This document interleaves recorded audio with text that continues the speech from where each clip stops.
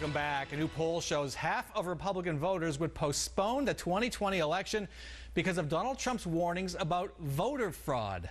Constantine, how crazy is that? The premise is crazier than results. It was a couple of college professors who probably wanted to have some fun at Trump voters' expenses. So it's an online poll, which you'd never use, of people who self-identify as Republican or lean Republican, but they don't verify their actual party affiliation. So we don't actually know which yahoos were taking this poll.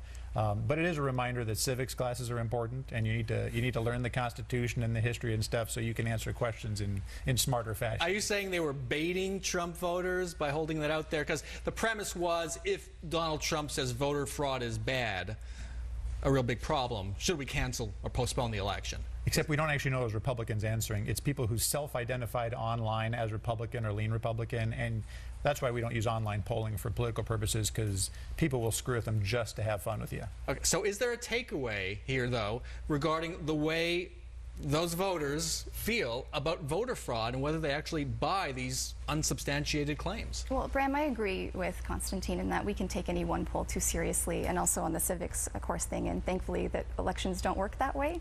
But I think it's telling that I totally understand that the Republican Party is scared of the next few elections. Again, like I said before, up and down the ballot, they have to sell voters on the idea that they stand for something other than Donald Trump stands for.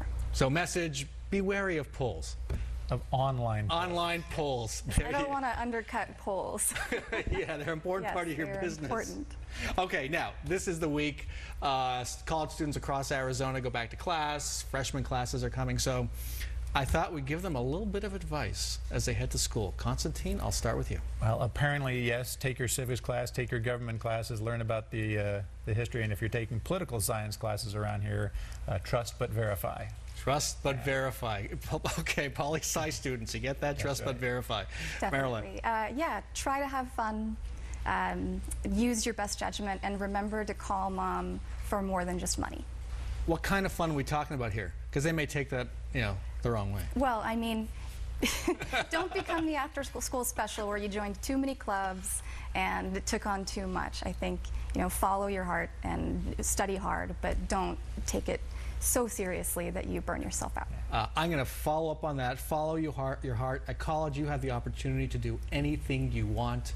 Find something you're really passionate about. I was passionate about the student newspaper. I walked into the newspaper on that very first day of school, and the honest truth is, I've never left. Right? I'm still here, and I even met my wife there.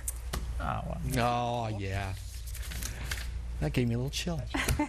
Constantine Carrard, Marilyn Rodriguez, thanks so much for joining us. Thank you. Thanks. And you can reach me anytime with your comments. Find me on Facebook, follow me on Twitter at Bram Resnick, or email me at bresnick@12news.com.